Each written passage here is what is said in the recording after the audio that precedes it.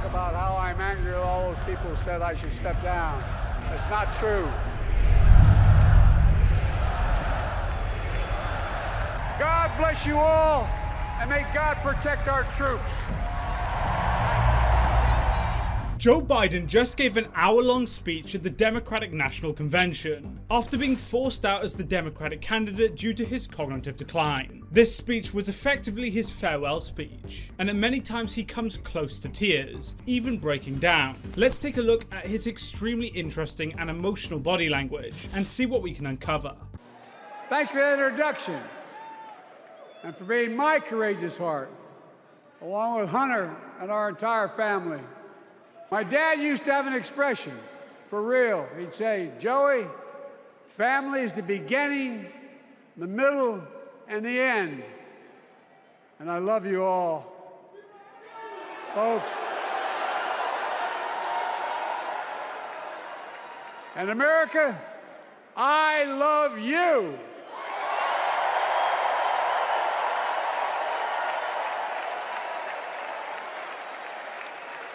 Folks, let me ask you.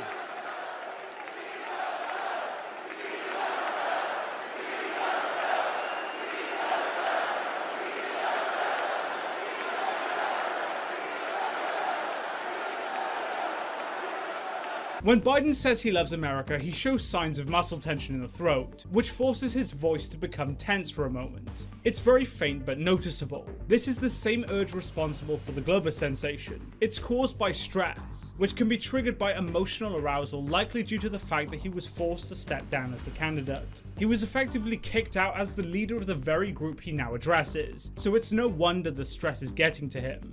Let me ask you, are you ready to vote for freedom?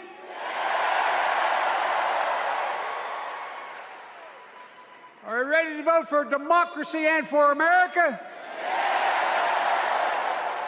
Let me ask you, are you ready to elect Kamala Harris and Tim Walz, President and Vice President of the United States?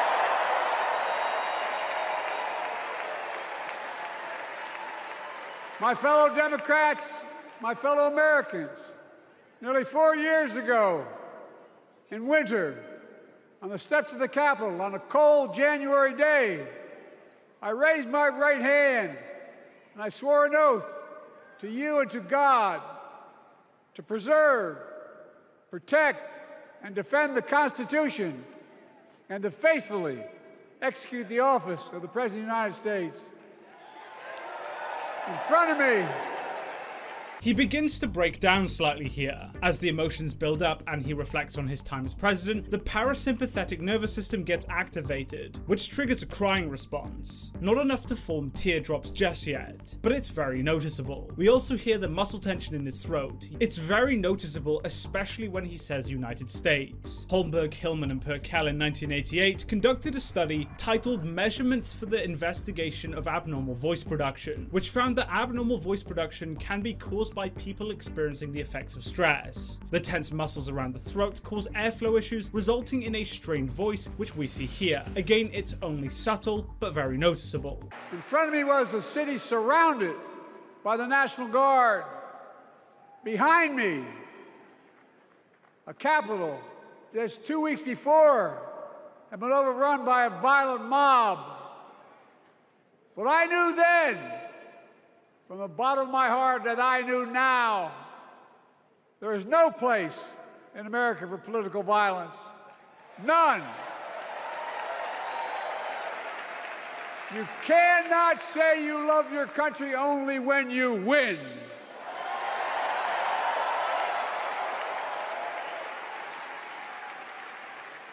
In that moment, I wasn't looking to the past. I was looking to the future. I spoke of the work at hand, the moment we had to meet. It was, as I told you then, a winter of peril and possibility. Of peril and possibility. We're in the grip of a once-in-a-century pandemic, historic joblessness, a call for racial justice long overdue, clear and present threats to our very democracy. Thank you.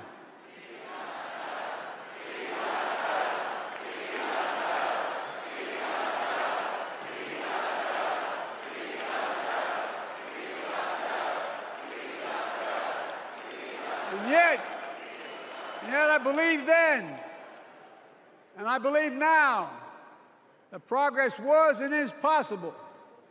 Justice is achievable, and our best days are not behind us, they're before us.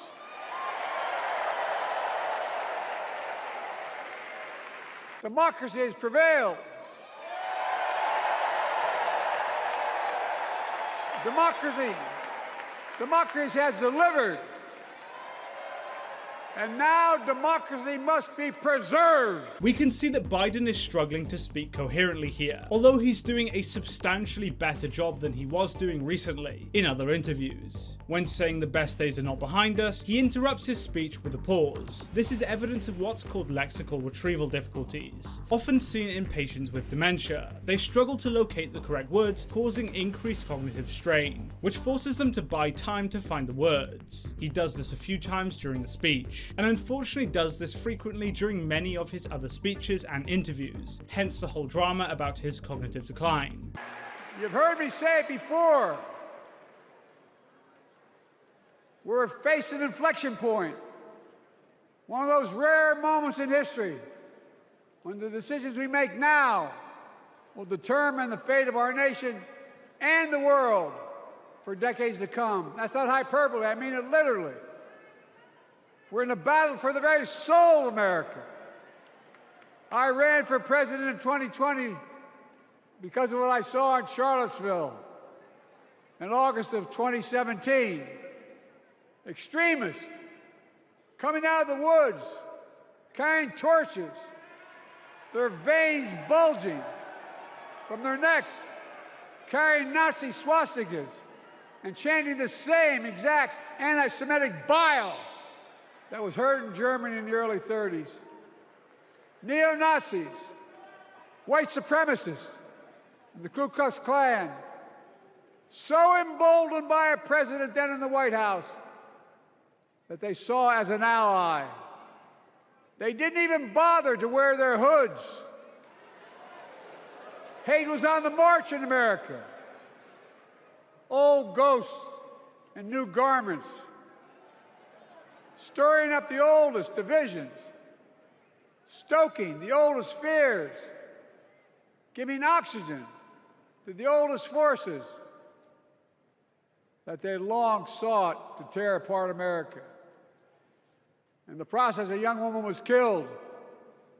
When Biden reflects on the extremists and on the woman that was killed, he again begins to break down emotionally. We see his eyes well up, and his voice becomes strained yet again. He demonstrates a clear and strong emotional connection, not with his quest for the presidency, but for the American people. We can see from his emotional response that he is deeply affected by the rise in extremism and its negative consequences, and really does go to solidify that Biden truly cares about and believes in what he says. It's been the honor of my lifetime to serve as your president.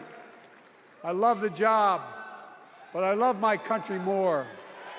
And all this talk about how I'm angry at all those people who said I should step down, that's not true. I love my country more, and we need to preserve our democracy. In 2024, we need you to vote. We need you to keep the Senate. We need you to win back the House of Representatives. And above all, we need you to beat Donald Trump.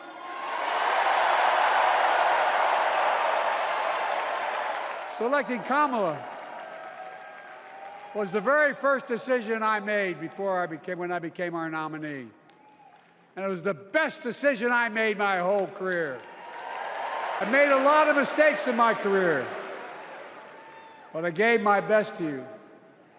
For 50 years, like many of you, I've given my heart and soul to our nation.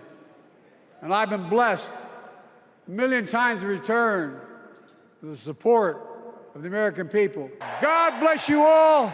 And may God protect our troops. Thank you.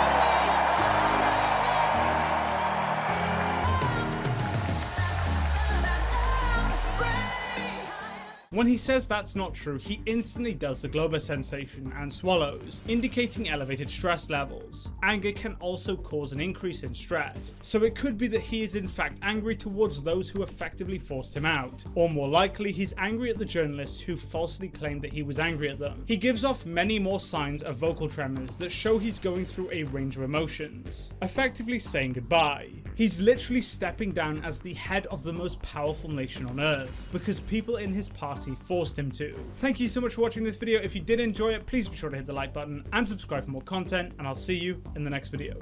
Goodbye.